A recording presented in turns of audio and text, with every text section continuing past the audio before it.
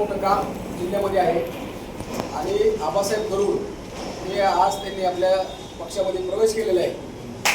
ते उपस्थित आहेत. ते सुद्धा आपले भूमिका आबासाहेब गरुड जिल्हाध्यक्ष जळगाव. सर्वप्रथम सर्वांना नमस्कार. जय हिंद. मी माजी सैनिक आबासाहेब गरुड, उत्तर महाराष्ट्र मात्र येतो. जळगाव जिल्हा आहे आमचा, खानदेश पट्टा येतो. आम्ही 20 वर्ष देश सेवा केली आणि सर्वप्रथम आम्हाला जनता दलचे काही थीम आहे ते आवडल्या. तर निश्चित रूपी सर्वांचा सैनिक परिवार, आमचे गुरुवर्य मार्गदर्शक सैनिक सम्राट नाथाभाऊ यांच्या मार्गदर्शनाखाली जनता दलमध्ये कामं करतील. आमचे गुरुवर्य अजून दुसरे सैनिक सम्राट आमचे प्रवीण ठोके साहेब हे नाशिक विभागाची जिम्मेदारी सांभाळत आहे, उत्तर महाराष्ट्राचं काम बघताय. तर बऱ्याचशा गोष्टी आता मित्रपक्षी त्याच्यामुळे काही गोष्टी न बोलणं बी ठीक आहे, कारण आम्ही यावेळेस दोघं जण विधानसभा लढलो.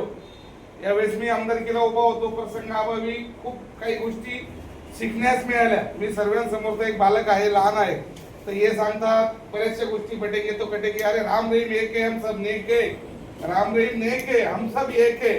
तर या गोष्टीचं आम्ही सदैव पालन करणारे लोक आहोत. सैन्यामध्ये जात धर्म नसतो, माणुसकी फक्त टिकलेला विषय असतो. या गोष्टीचं पालन करणारे आहोत, शिस्तबद्ध आहोत. आणि साहेबांनी आम्हाला पक्षात सामील करून घेतलं. पक्षामध्ये साहेबांनी आम्हाला मोका दिला. निश्चित रूपे आम्ही त्यांचे ऋणी राहू. आणि आज फक्त 2 शब्द तुमच्या समोर एक मांडतो की एक पक्षाचा कार्यकर्ता आहे, कुठेतरी ओळख झाली, चेहरा दिसला, तर आपला माणूस म्हणून एक आठवण ठेवा.